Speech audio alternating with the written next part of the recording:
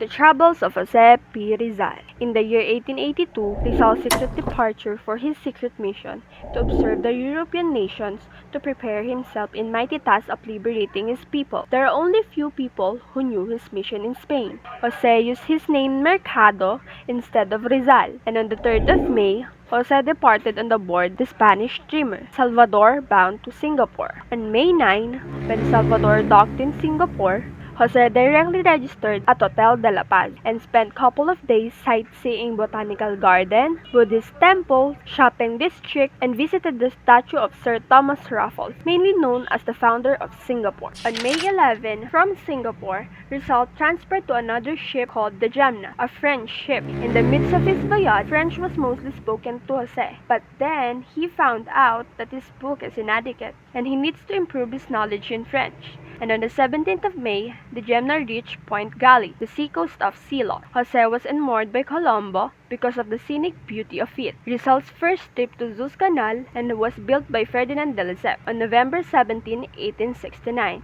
He docked in Red Sea Terminal, and Jose was fascinated and impressed to hear the multiracial inhabitants speaking Babel tongue. On the 15th of May, Jose left Marseille by train, and on the 16th of June, he finally arrived in Barcelona. He was not happy about the greatest city, Catalonia, and second largest city in Spain because of the dirty little inns and inhospitable residents, which is the town's ugly side, and unfavorable for Jose. Jose then continued and wrote a nationalistic essay, Amor Patrio, Love of Country, under the pen name Laong Laan, that is later unpublished on Diaryong Tagalog. Jose left Barcelona and went to Madrid to pursue his dream. He enrolled in Universidad Central de Madrid in 2 courses, medicine and philosophy and letters. Jose has a very strong determination and desire on what he is doing.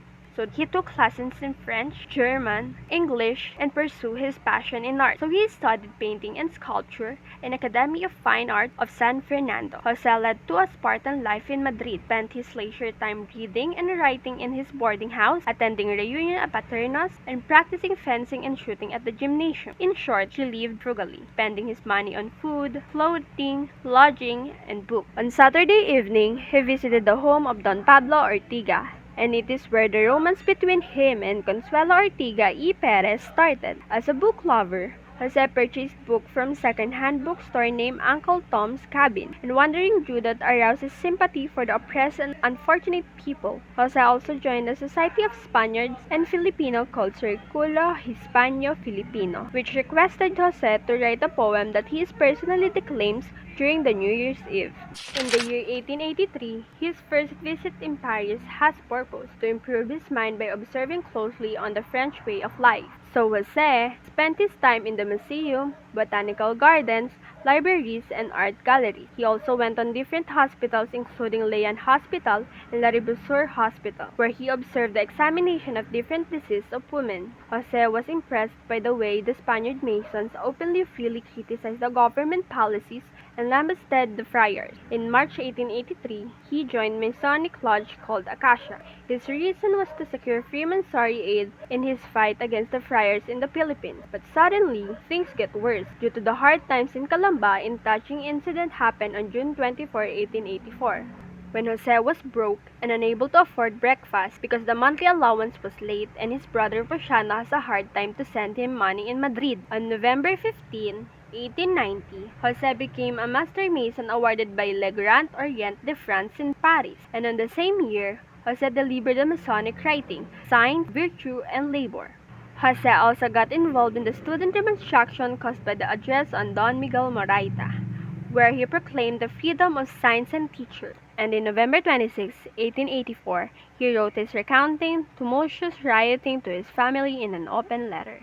On June 21, 1884, he completed his studies in Spain. He was conferred the degree of licentiate in medicine. The next academic year, Jose studied and passed all his subjects leading to Doctor of Medicine, but he did not present the thesis because he was not able to pay the corresponding fees, so he was not awarded the Doctors of Diploma. Jose went to Paris and Germany in order to specialize ophthalmology. He chose this branch of medicine to cure his mother's ailment.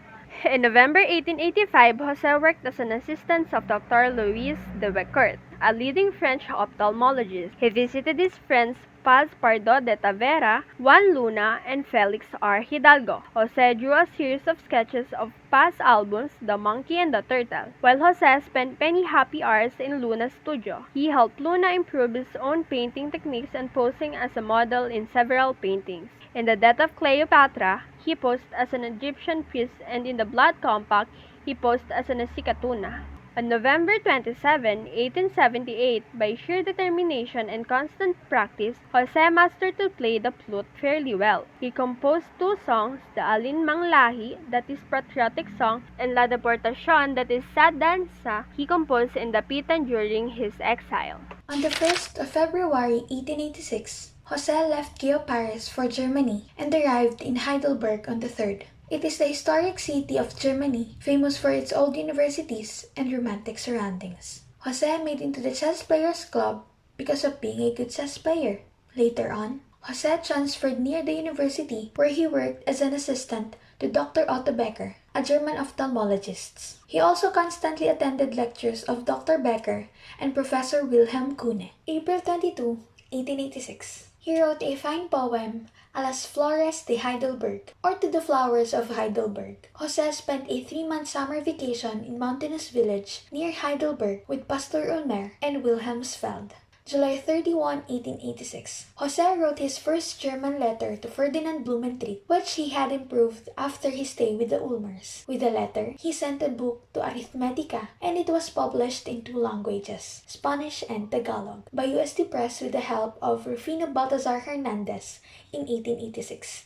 August 9, Jose left Heidelberg boarded by train and arrived on Leipzig on August 14, 1886. Jose attended lectures at the University of History and Psychology. He befriended Professor Friedrich Ratzel, a German historian, and Hans Meyer, a German anthropologist. Jose translated Schiller's William Tell from German into Tagalog so that Filipino might know the story of the champion of Swiss independence. Jose also reworked some chapters of his novel, and because of his knowledge in German, Spanish, and other European languages, he started to work as a proofreader in a publisher's firm. October 29, 1886. Rizal left Leipzig for Dresden, where he met Dr. Adolf B. Meyer, the director of the Anthropological and Ethnological Museum. Morning of November 1, 1886. Jose left Dresden by train, reaching Berlin on the evening. Jose was enchanted by Berlin because of its scientific atmosphere and the absence of race prejudice. He met for the first time Dr. Fodor Jagor, a German scientist and traveler and writer of Travels in the Philippines, a book which Jose read and admired during his student days in Manila. He soon also met Dr. Rudolf Virchow, Dr. Hans Virchow, Dr. Joest,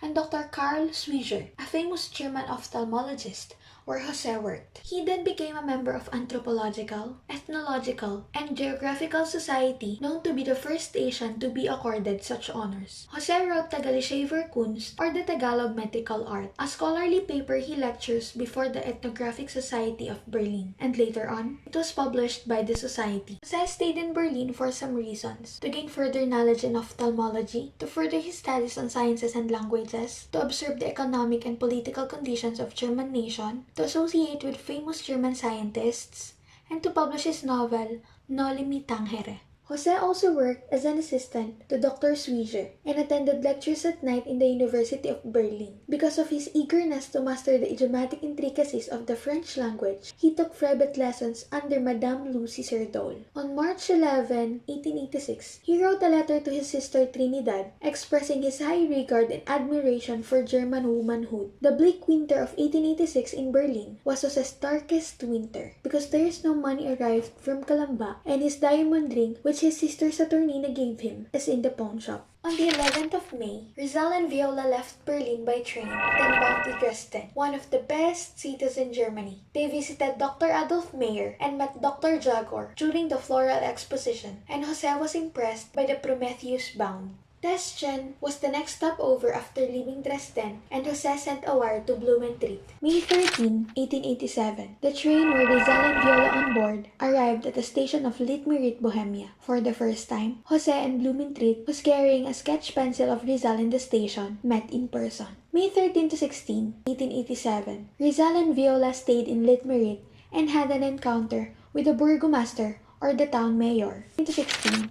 1887. When Viola and Rizal arrived in Prague, they met Dr. Wilcom, professor of natural history in the University of Prague. They also visited the tomb of Copernicus and the cave where San Juan Nepomuceno was imprisoned. May 20, 1887, Jose and Viola arrived in the beautiful city of Vienna. Jose was fascinated by Vienna because it is said that Vienna was truly Queen of Danube. They stayed in Hotel Metropole and Jose received his lost diamond stick pin. They visited Norfentals, one of the greatest Austrian novelists, that was favorably impressed by Jose. And years later, he spoke highly of Jose. He once said that whose genius he so much admired. May 24, 1887, Jose and Viola left Vienna on a river boat to see the beautiful sights of the Danube River. Rizal keenly observed the sights and noticed that the passengers on the river boat were using paper napkins during the meals, which was a novelty to him. Viola commented that paper napkins were more hygienic and economical than cloth napkins. Jose and Viola visited Munich to sojourn for a short time and to savor the famous Munich beer, reputed to be the best in Germany. They also visited Nuremberg and Cathedral of Ulm. From Ulm, they went to Stuttgart, Baden, and then Rheinfall, where they saw the most beautiful waterfalls in Europe. June 2 to 3, 1887, they stayed at Schaffhausen, Switzerland. June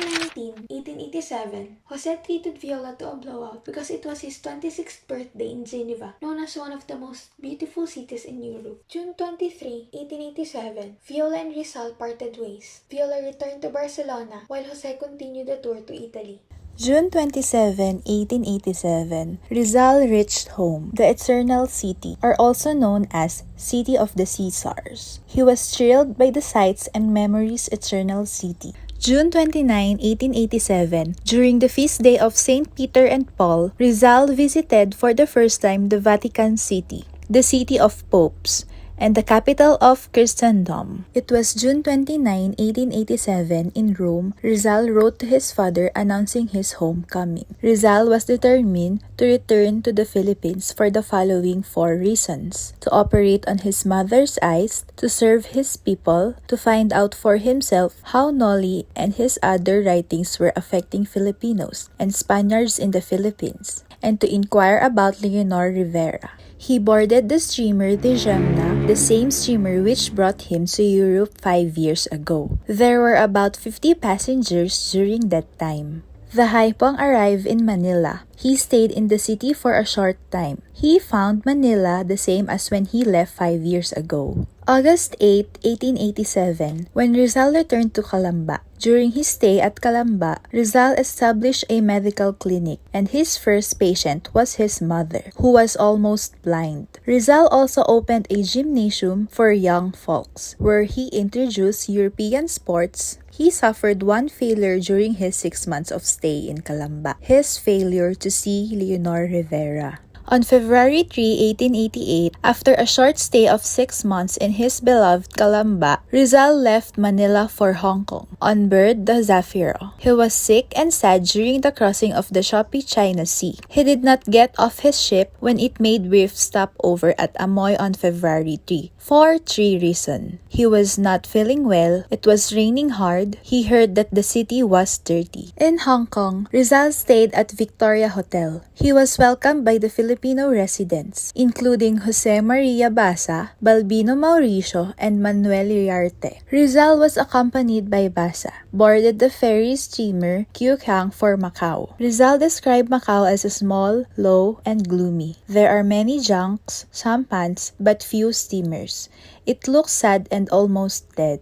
During his 2-day stay in Macau, he visited the theater, casino, cathedral, and churches, pagodas, and botanical gardens, and the bazaars. He also witnessed a Catholic procession wherein the devotees were dressed in blue and purple dresses and were carrying unlighted candles. On February 20, Rizal and Basa returned to Hong Kong. Rizal stayed in Hong Kong for 2 weeks. He studied there the Chinese way of life, language, drama, and customs. Rizal noticed some experiences during his stay in Hong Kong. Some of them include the noisy boisterous celebration of the Chinese New Year. He also observed the boisterous Chinese theater, the Marathon Laureate Party, the Dominican Order, and the Hong Kong cemeteries. On February 22, 1888, Rizal left Hong Kong on board the Oceanic, an American steamer, and his destination was Japan. On February 28, 1888, Rizal arrives in Yokohama. He registered at the Grand Hotel. On the next day, Rizal proceeded to Tokyo and took a room in a Tokyo hotel. He wrote to Professor Blumentritt, "is more expensive than Paris. The walls are built in cyclopean manner. The streets are large and wide." Juan Perez Caballero was the secretary of the Spanish legation. He visited Rizal at his hotel and invited him to live at the Spanish legation. Rizal accepted the invitation because he could economize his living expenses by staying at the legation, and he had nothing to hide from the Spaniards' authorities. They become good friends. In a letter to Blumentritt, he describes the Spanish diplomat as Rizal did not know the Japanese language. To avoid further embarrassment, Rizal decided to study the Japanese language. He also studied the Japanese drama, arts, music, and Judo. Rizal visited Meguro, Nikko, Hakone, Miyonoshita, and villages. Rizal's impressions of Japan: the beauty of the country, its flowers, mountains, streams, and scenic panoramas, the cleanliness, politeness, and industry of the Japanese people, the picturesque and simple charm of the Japanese woman. There were few thieves in Japan, beggars, and rarely seen in the cities, unlike in Manila and other cities. The one thing Rizal was not in favor of was the popular mode of transportation by means of rickshaws drawn by men. A few days after he had moved to the Spanish legation, Rizal saw a pretty Japanese girl walking past the legation gate. Rizal was attracted by her regal loveliness, charm, modesty, and intelligence. She was also his guide, tutor, and interpreter. After 45 days in Japan, on April 13, 1888, Rizal boarded the Belgique bound for USA. His sojourn in Japan was one of the happiest interludes in his life. Rizal enjoyed the pleasant trans-Pacific voyage to the United States. On board the ship, he met a semi-Filipino family, Mr. Reynaldo Turner, his wife Emma Jackson, their children, and their maidservant from Pangasinan, a fighting Japanese journalist, novelist, and champion of human rights. April 13 to December 11, 1888, Tetko came to admire Rizal, whose patriotism and magnificent talents greatly fascinated him and influenced him to fortify his own crusades for human rights in his own country. Tetko published his travel diary, which contained his impression of Rizal. The following year, he published a political novel titled Nankay no Daiharan. It means Storm Over the Sea, which resembles Rizal's No Limitang Hire in plot. He then published another novel entitled O Unabara, which means The Big Ocean, which was similar to El Fili. In 1988, when Rizal arrived in San Francisco and registered in the Palace Hotel, which was then considered the first-class hotel in the city, Rizal stayed in San Francisco for 2 days, later on left San Francisco for Oakland. From Oakland, he traveled through Sacramento, Reno, Nevada, Utah, Denver, Salt Lake City, Colorado, Fifth State, Nebraska, Omaha, Missouri River, Illinois, Chicago, Canada in Niagara Falls, Albay and Hudson River. Moreover, on May 13, Rizal reached New York, thus ending his trip across American continent. He stayed for 3 days in the city,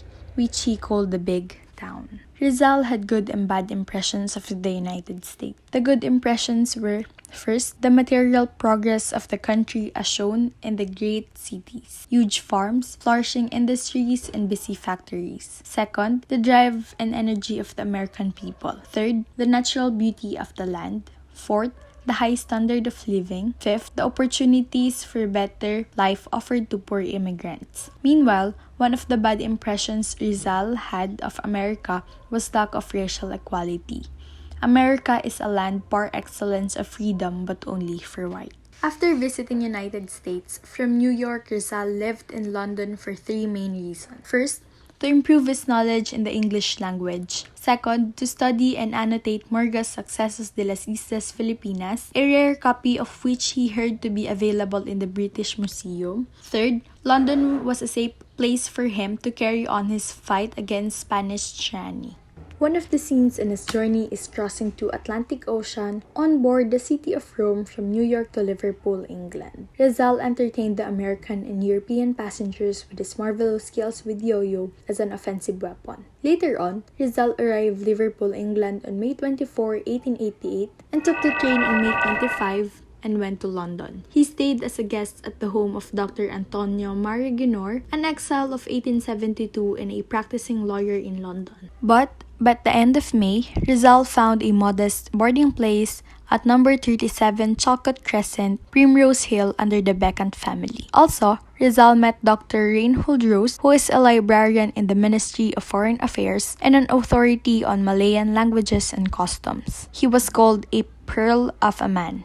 In fact, the great achievement of Rizal was the annotating of Morga's book, which was published in Mexico in 1609. He visited Paris in order to search for more historical materials in the Bibliothèque Nationale, and he was entertained in this gay French metropolis by Juan Luna and his wife. Afterwards, Rizal visited Spain, Madrid, and Barcelona and met for the first time Marcelo H. del Pilar and Mariano Ponce, two titans of the propaganda movement. Then he returned to London and spent Christmas and New Year's Day with the Beckant. On the other hand, Rizal becomes the leader of the Filipino in Europe, Asociación La Solidaridad. This fortnightly periodical which served as an organ of the propaganda movement. Los Agricultores Filipinos, the Filipino farmers, is Rizal's first article which appeared in the La Solidaridad, which published in March 25, 1889. Rizal has two writings in London. First is the Levision del Fray Rodriguez, Dimas Alang, demonstrated his profound knowledge in religion. Second, the letter to the young woman of Malolos. This letter is to praise the young ladies of Malolos for their courage to establish a school where they learn Spanish, despite the opposition of Father Felipe Garcia, and by March 19,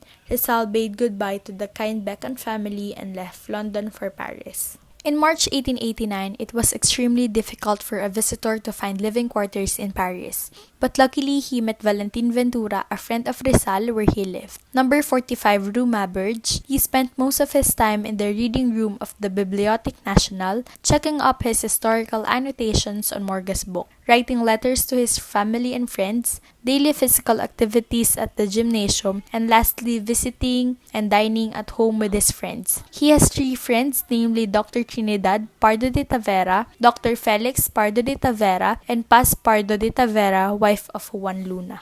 The same day, Rizal arrived in Paris. He organized his paisanos, compatriots, into a society called Kidlat Club. It is purely social society of a temporary nature founded by Rizal to bring together young Filipinos in the French capital so they could enjoy their sojourn in the city during the duration of exposition. On the other hand, Rizal was enchanted by the dignified and proud bearing of the American Indians in the Buffalo Show. Indios Bravos, brave Indians, replaced the empirical Kidlat Club. They practiced the use of sword and pistol that Rizal taught them judo.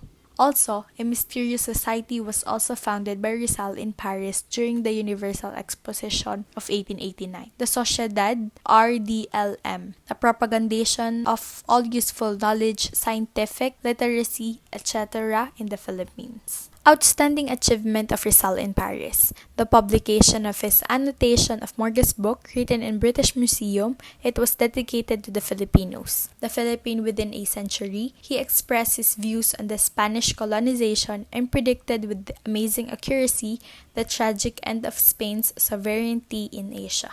The indolence of the Filipinos. This is an able defense of the allied indolence of the Filipinos. The International Association of Filipinologists. It aims to study the Philippines from the scientific and historical point of view. Project for Filipino College in Hong Kong that aims to train and educate men and good family and financial in accordance to the demands of modern times and circumstances. Por Telefono, Dimas Alang, another satirical work as a reply to another slanderer, Father Salvador Font, who misterminded the banning of his noli in the fall of 1889. January 28, 1890, Rizal left Paris for Brussels, capital of Belgium. Two reasons impelled Rizal to leave Paris. First, the cost of living in Paris was very high because of the Universal Exposition. Second, the gay social life in the city hampered his literary works, especially the writing of his second novel, El Filibusterismo.